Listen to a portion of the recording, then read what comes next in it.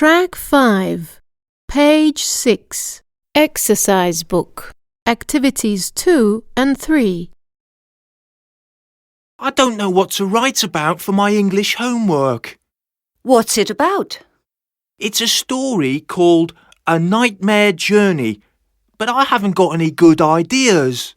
Well, you could write about my nightmare journey if you like. Was I with you? How old was I? No, Josh, you weren't born then.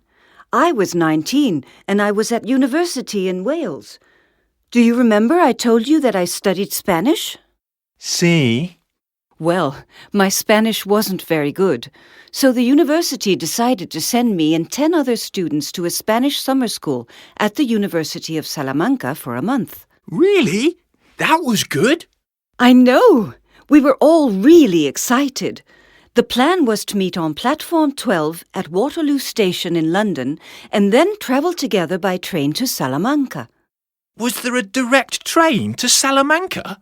No, there wasn't.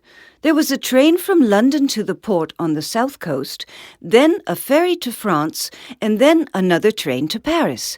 In Paris, you changed trains again, but that train went all the way to Valladolid, an hour away from Salamanca by coach. Wow, that's a long journey. I know. It was over 36 hours, but guess what? I wasn't on the train with my friends. Why not? Well, I was on the train from Manchester to London when there was a signal failure and the train stopped. We weren't at a railway station, so I couldn't get off. The train stayed there for 2 hours. It was terrible because there weren't any mobile phones then, so I couldn't phone anyone to tell them about the problem. Finally, when I got to Waterloo Station, my friends weren't there. They were on the way to Spain and I was on my own in London. You poor thing. Was it awful?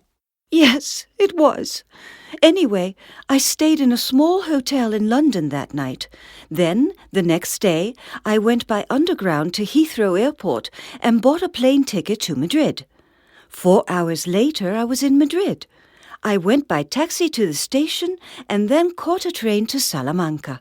That took about 2.5 hours. Were your friends in Salamanca when you arrived?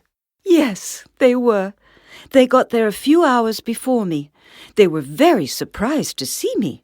That's a great story. Thanks, Mum.